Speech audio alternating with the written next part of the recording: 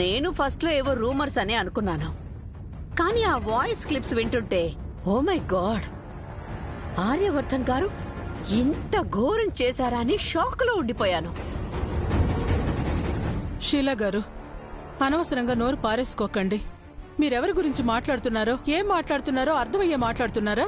ఇందులో అర్థం కాకపోవడానికి ఏముందండి, క్లారిటీగానే కనిపిస్తోంది కదా, ఐ మీన్ వినిపిస్తోంది కదా. ఏ మీరు వినలేదా? కళ్లతో చూసేవి చెవులతో వినేవన్నీ నిజాలైపోవు షీలా గారు. అంతేలేండి, మనింటి దొంగని మనం బయట పెట్టుకోలేం కదా. డోంట్ టాక్ టూ మచ్ అంటే మా దాదా హంతకుడని మీరు నమ్ముతున్నారా? నేనలా అనడం లేదు. ఆయన చేయకపోయినా డబ్బులిచ్చో భయపెట్టో వేరే వాళ్ళ చేత చేయించుండొచ్చు అంటున్నాను. మీ ఊహాగానాలు కట్టిపెట్టండి. నా కొడుకు అలాంటివాడు కాదు. తనకి ప్రేమించడం తప్ప శిక్షించడం తెలీదు. అదే తెలుసుంటే ఈరోజు మీరిక్కడుండేవాళ్లు కాదు, ఇలా మాట్లాడేవాళ్లు కాదు. అన్ని విషయాల్లో అందరూ ఒకేలా ఆలోచించరండి. వాళ్ల మధ్య ఏం జరిగిందో ఏమో ఎవరికి తెలుసు. అయినా మేమేదో చిన్న తప్పు చేస్తేనే మర్డర్ చేసిన లెవెల్లో ఇంట్రాగేషన్ చేశారు, మరి మర్డర్ చేసిన వాళ్లనేమో వెనకేసుకొస్తున్నారు. ఇదే న్యాయం వదిన గారు? చాలు ఆపండి. ఇప్పటికే చాలా ఎక్కువగా మాట్లాడారు. మా మొమ్మ మీద ఎందుకు ఎక్కలేస్తున్నారు మామిల్లా? మా నోర్లు మోయిస్తే అందరి నోర్లు మూతపడిపోతాయా? అబ్బా, అలా అరవకు బేటీ. అసలే నువ్వు ఒట్టి మనిషివి కూడా కాదు. ఏంటో ఈ పరిస్థితుల్లో నిన్ను ఇలాంటి ఇంట్లో అలాంటి క్రూయల్ మెంటాలిటీ ఉన్న మనుషుల మధ్య ఉంచడం నాకేం నచ్చడం లేదు. అయితే హ్యాపీగా ఇప్పటికిప్పుడే బయటికి వెళ్ళిపోండి. అంతేగాని ఇలా నోరు పారేసుకుంటే మర్యాదగా ఉండదు. మీ ఇద్దరికీ చెప్తున్నాను. నీరజ్, ఊరుకో. కడుపుతో ఉన్న భార్యని అలా అనకూడదు. అమ్మా మాన్సి, డాక్టర్ గారేమన్నారు? ఏమంటారు మామిల్లా? పీస్ఫుల్ గా ఉండటానికి ట్రై చేయమంటారు. కానీ ఇక్కడ పీస్ ఎక్కడుంది? మొన్నేమో బాంబ్ బ్లాస్ట్ అయిందా, ఈ రోజు ఈ న్యూస్ బ్లాస్ట్ అయింది. చుట్టూ ఇరిటేటింగ్ ఎన్విరాన్మెంట్ ఉంది. నాకు అదే భయంగా ఉంది. మా బేటీకి ఇక్కడ అస్సలు సేఫ్టీ లేదు. తప్పుగా అనుకుంటున్నారు షీలా గారు. ఈ ఇంటికంటే సేఫ్ ప్లేస్ మీ అమ్మాయికి ఇంకెక్కడా దొరకదు. నా కొడుకు ఆర్యవర్ధనుండగా ఎవరికీ ఎలాంటి హాని కలగదు, కలగనివ్వడు. జరుగుతున్న వాటిని భూతద్దంలో చూపించి మీరు తనని మరింత భయపెట్టకండి. వీటితో మీకు సంబంధం లేదు. వీటి గురించి మీరు ఆలోచించాల్సిన అవసరమూ లేదు. మీరు మీ అమ్మాయిని జాగ్రత్తగా చూసుకుంటే చాలు. మాన్సి, నువ్వు గదిలోకి వెళ్ళి రెస్ట్ తీసుకో. నీరజ్, మాన్సిని తీసుకెళ్ళు. అలాగే అమ్మా, పద.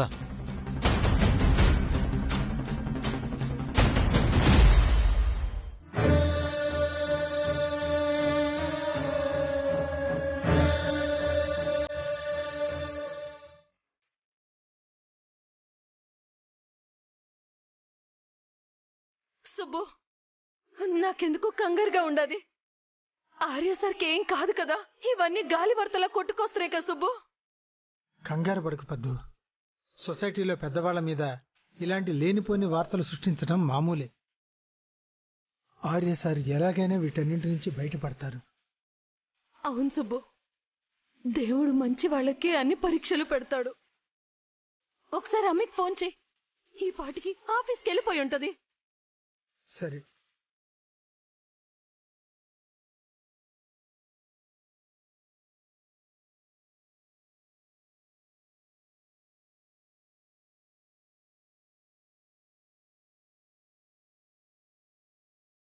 లిఫ్ట్ చేయట్లేదు పద్దు. పోనీ ఆర్య సార్కి చేయి సుబ్బు. ఆయన ఏ పరిస్థితిలో ఉన్నారో ఏంటో. ఈ టైంలో ఫోన్ చేయటం బాగుండదు పద్దు. బుజ్జమ్మకు వీలు దొరకగానే తనే కాల్ చేస్తుందిలే. మనం ఊరికే ఫోన్ చేసినా మనం అవన్నీ నమ్ముతున్నామేమో అనుకుంటారు. కొంచెం ఓపిక పట్టు. పాపం శారదా మేడం గారు ఎట్టుండారో ఏమో. ఆర్య సార్కున్న పలుకుబడికి ఒక్క ఫోన్తో ఇట్లాంటివన్నీ ఎగిరిపోతాయి అనుకో. నాకేదో భయంగానే ఉండదు సుబ్బు. సుబ్బన్నా, సుబ్బన్నా, సుబ్బన్నా, సుబ్బు, బస్తీ వాళ్ళంతా వచ్చుండారు. వాళ్ళందరికీ ఏం సమాధానం చెప్పాలో ఏమో. ఏంటి మీ అల్లుడు ఇట్ట చేస్తుండాడు? మంచోడు అనుకున్నావే అని లేని పని మాటలు మాట్లాడతారేమో. అలా భయపడతావేంటి పద్దు? ఆర్య సార్ తప్పు చేయరు అన్న నమ్మకం మనకున్నప్పుడు అలాంటి ప్రశ్నలకు అంతే నమ్మకంగా సమాధానం చెప్పాలి. మన ఆర్య సార్ నీతి, నిజాయితీ, విలువలు ఉన్న మనిషిని ఎన్నోసార్లు రుజువైంది. ఇప్పుడు కొత్తగా ఆయన మంచోడని మనం ఎవరికి రుజువు చేయనక్కర్లేదు పద్దు. వస్తున్నా. పద పద్దు.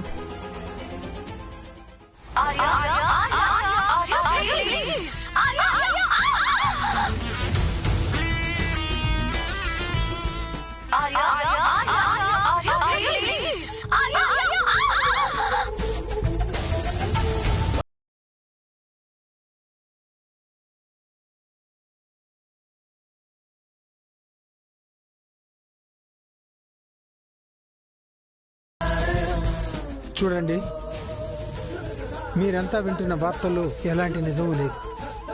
ఇవన్నీ ఎవరో ఆర్య సార్ అంటే గిట్టన వాళ్ళు సృష్టించిన గాలి వార్తలు. వాటిని మీరు నమ్మకండి. సార్ అలాంటి వారు కాదు. చాలే భలే చెప్పొచ్చు.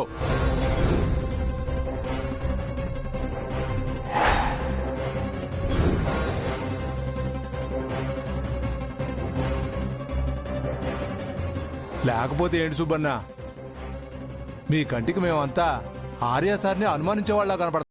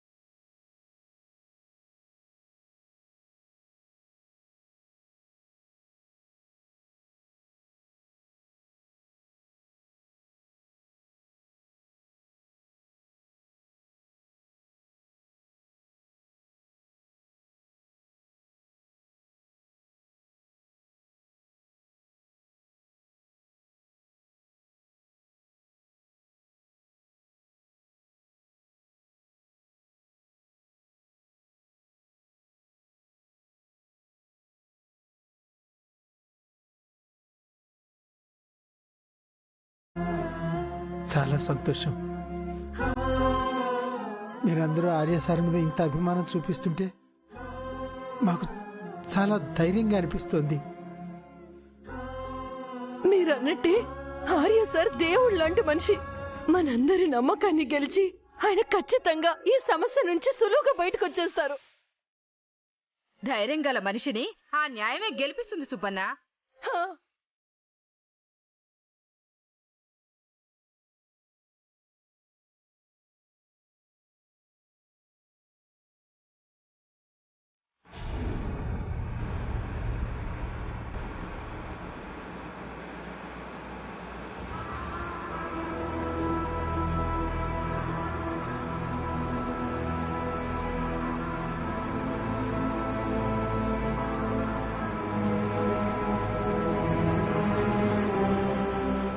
అను, ఎందుకు ఏడుస్తున్నావు? అరే, ఇప్పుడేమైందని? ఇంతకంటే ఏం కావాలి సార్? నేను చేసిన తెలివి తక్కువ పనికి ఈ రోజు మీరు పోలీస్ స్టేషన్ వరకు వెళ్లాల్సి వస్తుంది. అంత నా వల్లే. అలా అని ఎవరన్నారు? ఎందుకు నిన్ను నువ్వే బ్లేమ్ చేసుకుంటున్నావు? నేను నిజంగానే పెద్ద ఫూల్ని సార్. అందుకే తను చెప్పిందంతా నమ్మి చేయమన్నదల్లా చేసేశాను. చివరికి మేమేదే. అను, తను నీ ద్వారా కాకపోయినా ఇంకా వేరే వాళ్ళ ద్వారైనా నన్ను టార్గెట్ చేసేది. తను నిన్ను ఉపయోగించుకున్నాను అనుకుంటుంది. బట్ ఇప్పుడు అదే అవకాశంగా తీసుకుని మనం తన మీద కంప్లైంట్ చేయబోతున్నాం. సో మనం మన పని మీద స్టేషన్కి వెళ్తున్నాం అంతే. మీరెన్నైనా చెప్పండి సార్, నలుగురు చేత గౌరవించబడ్డం తప్ప నిందలు భరించడం తెలియని మీరు ఈరోజు చేయని తప్పుకి జవాబిచ్చుకోవాల్సిన పరిస్థితి వచ్చింది. మీరు చెప్పినా చెప్పకపోయినా దీనికి కారణం మాత్రం నేనే.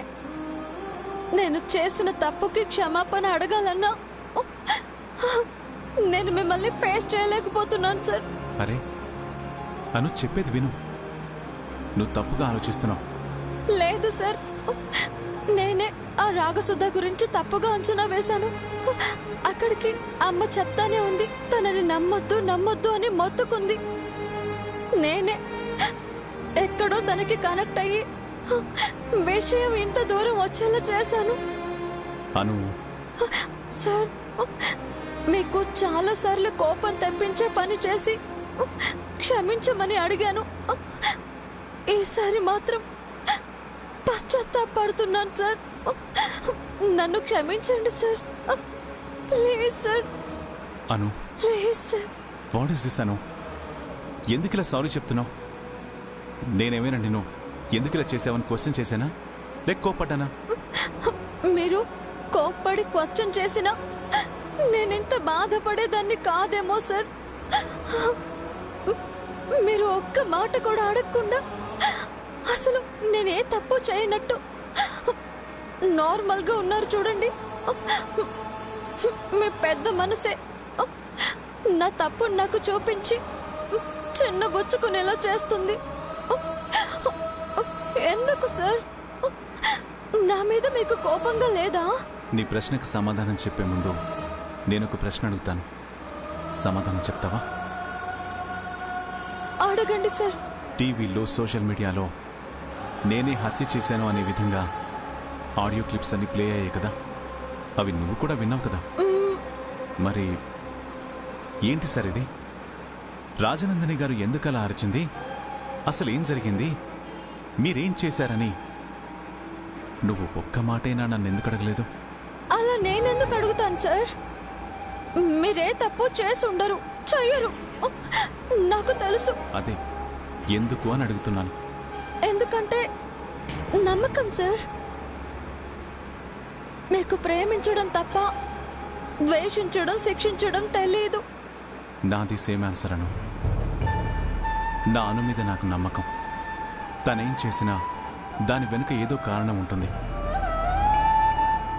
ఆ కారణం కూడా నా మంచికే అయి ఉంటుందని నా నమ్మకం. అందుకే నాకు నీ మీద కోపం రాదు. నిజానికి నువ్వు ఆడియో క్లిప్స్ విషయంలో ఒక్క మాట కూడా అడగకుండా నన్ను సపోర్ట్ చేయడం చూసి నాకు చాలా సంతోషంగా, గర్వంగా అనిపించింది. అదే నువ్వు అనుమానంగా ఒక్క చూపు చూస్తున్నా ఆ క్షణం నేను చచ్చిన వాడితో సమానమైపోయేవాడిను. సార్,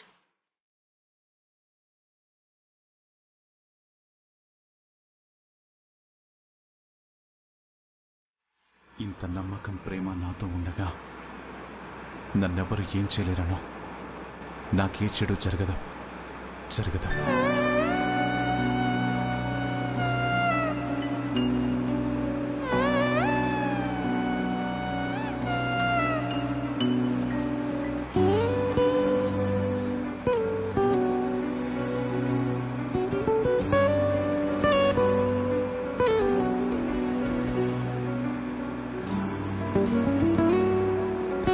నువ్వు ఏ తప్పు చేయలేదు. పైగా నువ్వు చేసిన ఈ ప్రయత్నం వల్ల రాజనందిని మరణానికి న్యాయం జరగబోతుంది. తప్పు చేసిన వాళ్ళకి శిక్ష పడబోతుంది. Thanks for that.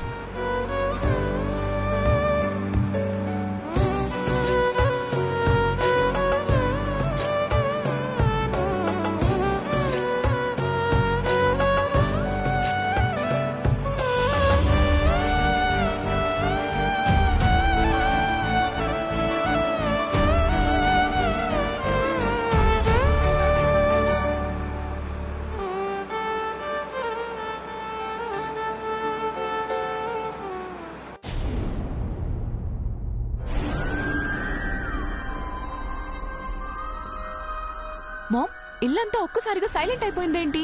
నీ మొగుడేమో గదిలోకి వెళ్ళిపోయాడు. మీ అత్తయ్య కొడుక్కి ఏమవుతుందోనని దేవుని గదిలోకి వెళ్లి మొక్కుతున్నట్టుంది. అందుకే ఈ సైలెన్స్. ఇంత సైలెన్స్ నేను భరించలేను. టీవీ ఆన్ చేయి మామ్. బ్రోయిన్ల మ్యాటర్ ఎంతవరకు వచ్చిందో చూద్దాం. ఆర్యవర్ధన్ గారి ఆఫీస్లోకి మీడియాని అలౌ చేయడం లేదు. కానీ ఇండస్ట్రియల్ ఏరియా నుంచి మా ప్రతినిధి అందించిన సమాచారం ప్రకారం పోలీసులు ఆర్యవర్ధన్ గారిని అరెస్ట్ చేయబోతున్నారని తెలిసింది.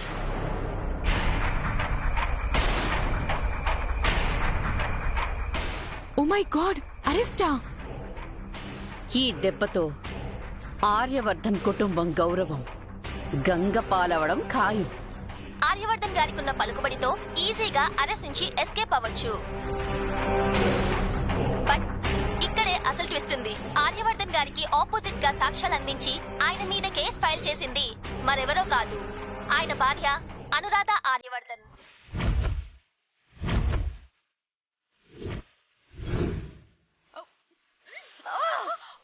అబ్బా, నీకే వచ్చింది, నన్ను అలాగిల్లావు.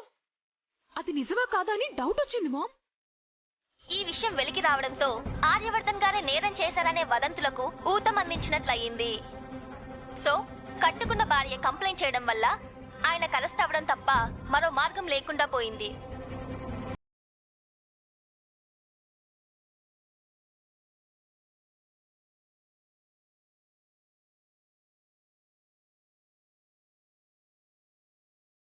అమ్మా, నీరజ్, నీరజ్, ఏమైంది నీరజ్? అమ్మా, దాదాని పోలీసులు అరెస్ట్ చేసి తీసుకెళ్తున్నారంట. ఇప్పుడు ఆఫీస్ నుంచి సంపత్ కాల్ చేసి చెప్పాడు. నీరజ్, నువ్వేం కంగారు పడుకు నాన్నా. నేను కేశవతో మాట్లాడాను. జస్ట్ ఫార్మాలిటీ కోసం తీసుకెళ్తున్నారట, అంతే. ఏదో ఫార్మల్ ఎంక్వైరీ చేసి మళ్ళీ పంపించేస్తారు నాన్న. లేదమ్మా, నాకెందుకో కంగారుగా ఉంది. నేను స్టేషన్ దగ్గరికి వెళ్తాను. ఈ సిచ్యువేషన్లో దాదాని అలా ఎలా ఒంటరిగా వదిలేస్తాను? ఎందుకు నాన్న? ఆర్యతో పాటు కేసు ఉన్నాడు కదా, మనం భయపడాల్సిందేమీ లేదు. ఎక్కడ ఈ పొరపాటు జరిగింది, ఎవరు ఈ వార్తను పుట్టించారని తెలుసుకోవడానికే స్టేషన్కి వెళ్తున్నారు. వాట్ ఎవర్, ఈ టైంలో నేను దాదా పక్కనే ఉండాలి. I'm going, that's it. సరే, నీ ఇష్టం, కానీ జాగ్రత్త. అలాగేనమ్మా, నేను అక్కడికి వెళ్ళాక అన్ని వివరంగా కనుక్కుని నీకు కాల్ చేసి చెప్తాను. నువ్వు ఏం టెన్షన్ పడుకో. వస్తానమ్మా.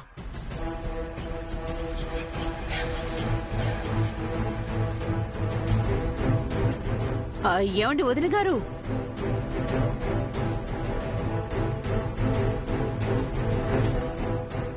మీ ఆర్యవర్ధన్ గారికి ఇంత కష్టం రావడానికి అసలు కారణం ఎవరో తెలుసా మీకు? మీరు అనువైనది, గుణవంతురాలు, బుద్ధిమంతురాలు అని నెత్తిన పెట్టుకున్నారే మీ ముద్దుల పెద్ద కోడలు అనురాధ గారు. ఆవిడే స్టేషన్ కి వెళ్లి మరీ బ్రోయిన్ల మీద కంప్లైంట్ చేసిందంట. తనతో కంపేర్ చేసి మా బేటీని తక్కువ చేసి మాట్లాడారు కదా వదిన గారు. మా బేటీ ఏదో చిల్అవుట్ కోసం చిన్న చిన్న తప్పులు చేసిందేమో కానీ ఇలా భర్త పరువు రోడ్డున పడేసేలా పోలీస్ స్టేషన్ వరకు కుటుంబ గౌరవాన్ని లాక్కెళ్లలేదు.